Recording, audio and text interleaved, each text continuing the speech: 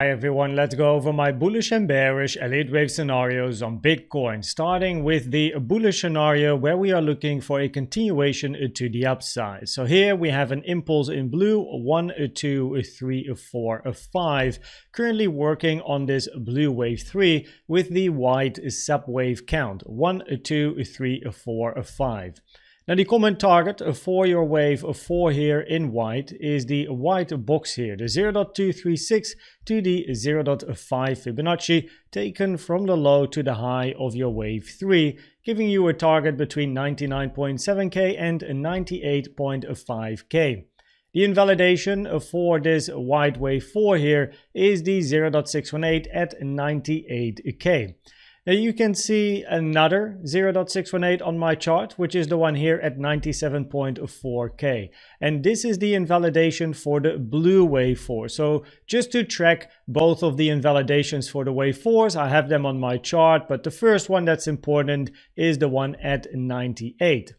Now to the upside, we do have some interesting resistance. First of all, we have a daily at 102.3k, potentially interesting for a high of your blue 3. But to be honest, my most interesting level to the upside actually is the weekly naked point of control at 105.2k, which in my opinion would be a great end of this impulse from 89 all the way to 105, and then look for a bigger retracement again towards the downside.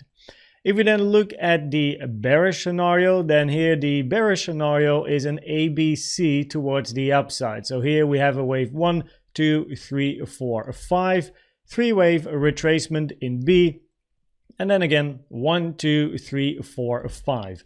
The 0.618 is the same because the impulse here to the upside is exactly the same. So the invalidation for 4 is 98.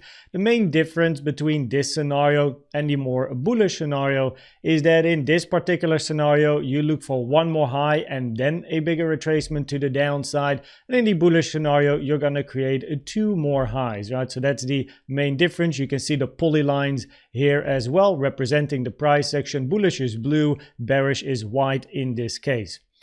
Now, if price does move to the downside and touches this 0.618 here at 98k, and of course arguably also important the 0.618 that we have at 97.4k, then what?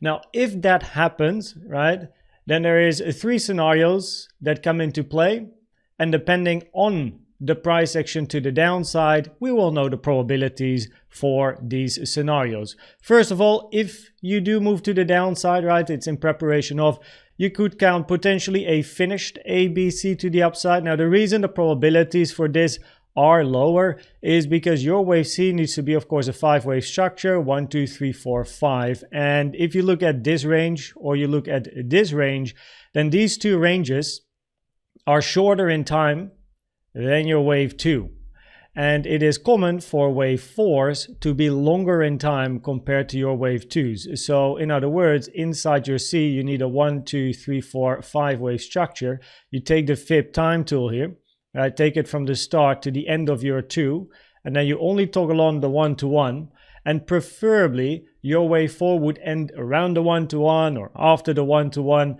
But if I put it here on the high, the red candle, you can see that this low was made clearly before the 1-to-1, and same is true over here, right? Also, if you go to the lower time frames, right, and you want to try and be maybe a bit more precise, take it from the start to the end. Even if you want to count a flat in here and an ABC, you still close or end this range here before the 1-to-1. Same is true again here with this high, right? So from an Elliott wave point of view, therefore, the probabilities are lower, but if you move to the downside, touch the 618, it's a scenario you got to keep in mind. This is a bearish scenario, as you then expect a bit of a deeper retracement.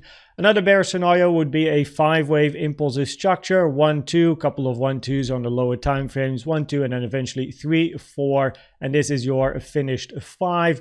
After this 5-wave structure, you look for a retracement as well. And the structure of the retracement is then most important. Is it a 3-wave corrective structure? If so, we look for continuation up. Is it an impulsive structure, continuation to the downside? Now, if price in this scenario would touch the 0.618, and this scenario would come into play if you also move below at least 95.3K preferably, then the target area for continuation, if we count a finished impulse in a 1, you look for 2 and 3. Most common is the 05786, 94.9, 91.5K. Again, this is only relevant if you actually take out the 618. And then, of course, we have this scenario to think about, an ABC, bigger retracement expected, 5-wave impulse, finished, bigger retracement expected, or, and that is also a scenario, a multi-1-2. So 1, 2, 3, 4, 5, finished 1, finished 2, and then 1, 2, 3, 4, 5. Now, the problem is the same where your wave 2 is longer in time than any of these wave 4. So the probabilities for this scenario are therefore lower compared to the first two that I've shown in this video. But if you do touch the 0.618, you at least get to consider this scenario here.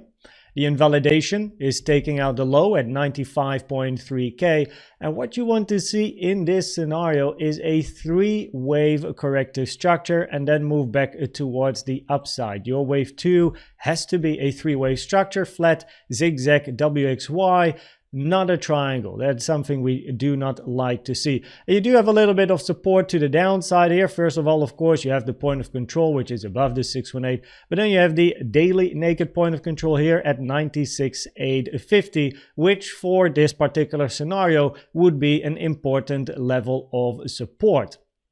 Now, we already had quite a bit of news this week, but we are not yet finished. Thursday here, today, 2:30 p.m. Central European Time, we have some more high impact news here. So just make sure that you trade safe as always. And if we then look at the probabilities, then from an Elliott wave point of view, the probabilities are bullish as long as you do not at least touch the 0.618. In other words, the blue and the white line have higher probabilities compared to green or red. If you do move to the downside and touch the 0.618, then depending on the structure to the downside, we will know the probabilities. For the bulls, you need a 3-wave corrective structures, and the bears, they need an impulsive structure.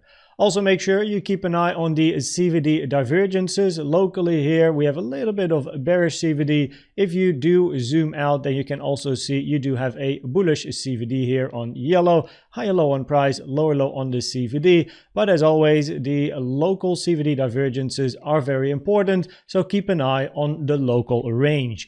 I hope that this video was helpful or valuable to you. Please check out the CVD indicator video, the best indicator out there in my opinion, or the Elliott Wave educational playlist to help you understand more about Elliott Waves. Thanks for watching and subscribing, and I hope to see you at the next one. Bye bye.